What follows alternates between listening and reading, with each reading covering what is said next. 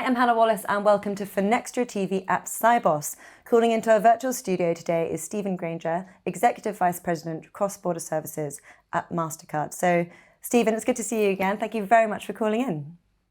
Hi, Hannah. Nice to meet you again. Really good to have you on, Stephen. So yes, one of the things we're going to be covering a lot this year, like last, is the impact of the pandemic, because since the pandemic, we've seen a lot of change occur across the payments industry. It's also been highlighted where more work needs to be done. So from your experience, where do you think we can improve the cross-border payments experience, both for businesses and the consumers? Let's start there.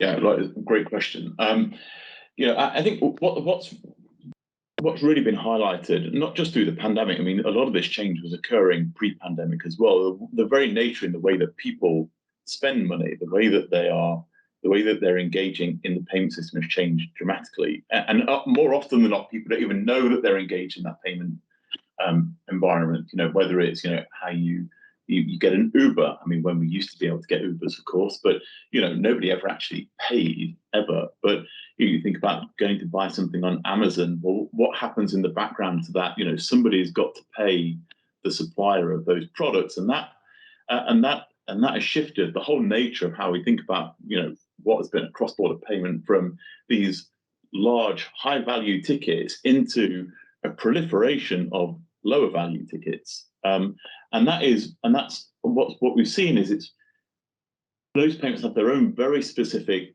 demands. They have their own very specific criteria in terms of how they need to be processed, the speed under which they need to be processed, the transparency they need to be processed under, and that's given rise to needing different kind of answers and different types of solutions to be able to go and solve them, and some very specific solutions as well, actually, in terms of what it means to be able to process that kind of thing. We've only seen that type of activity increase through the pandemic.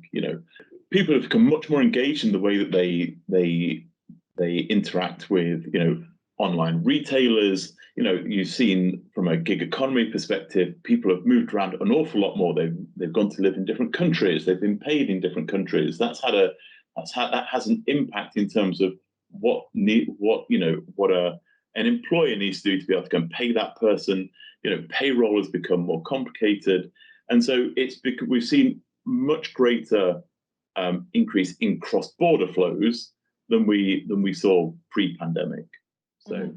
No, that's right. The word that keeps on cropping up is acceleration, and we've seen that in partnerships and collaboration as well, haven't we? We've seen increasing amounts of collaboration across the payments industry. So tell us, how is Mastercard working with digital players and financial service providers to support this growing need for cross-border payments then? What about that? We're seeing increased demand, not just from what we might think of as digital players. And clearly, there's been an explosion in demand and activity from that group. They are positioning themselves to want to capture more flow, to take more ownership of their flow and control more of the economics that wrap around that. But even from our more traditional group of customers, the banks, they don't want to be left behind in that story. So they're rethinking the way that their products work, the way that their payment, the way they need to interact with payment rails. And so we've seen, I'd say, just an explosion in interest and variety of the groups of people that are coming through, wanting to engage directly in being able to manage their own payment story, not just cross-border, but their own payment story. And so we only expect that to increase. We don't expect that to slow down because we're coming out the other side of the pandemic. But what is it that people want when they're looking for new providers? They're looking for a more collaborative outcome. They're looking for often ways to be able to manage that flow so it's cheaper. They're looking for more transparency. They're looking for greater security. They look for greater levels of predictability and certainty in terms of what they need. I'd say that it's a buyer's market, actually. These guys are in control of the experiences that they want to enable, and so they're looking for partners who can help enable experiences, not use cases, but the things that allow them to be able to go and offer a better outcome to their customer. Brilliant. Well, Stephen, thank you very much for painting the picture for us then. You've touched on some really interesting points. So tell us, where does Mastercard come in then? And how is it playing a role in the modernization of cross-border payments? What about that? Yeah, so there are a couple of things around that. So during the height of the pandemic, and if I look back into 2020, we saw a 3-digit percentage increase in the number of transaction volumes and the actual volume of payments that we were processing across our platform. So, it's testament to the fact that the demand is there. Mm-hmm.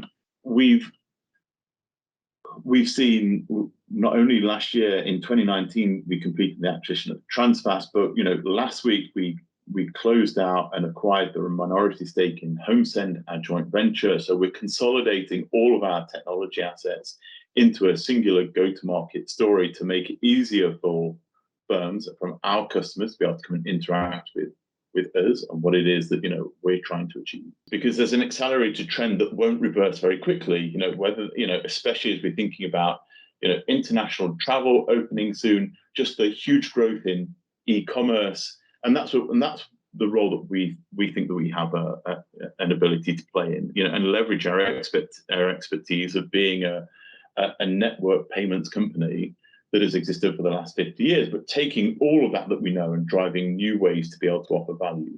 So in addition, to what we've just talked about, I think more about where we are as a business line within Mastercard. What we've really developed is a single point of connection for any of our customers to be able to access any rail, whether that's predetermined or to deliver choice on what rail they want to be able to go and access. So whether they want to terminate into accounts, onto cards, into wallets, or even out into cash. I know that's a little bit misaligned thing to say at times, but the use cases and the experiences that are really enabled through that really can help drive more inclusive financial inclusivity.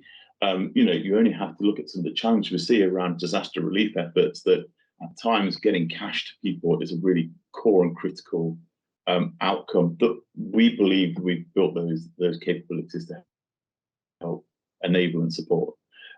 So we're doing an awful lot.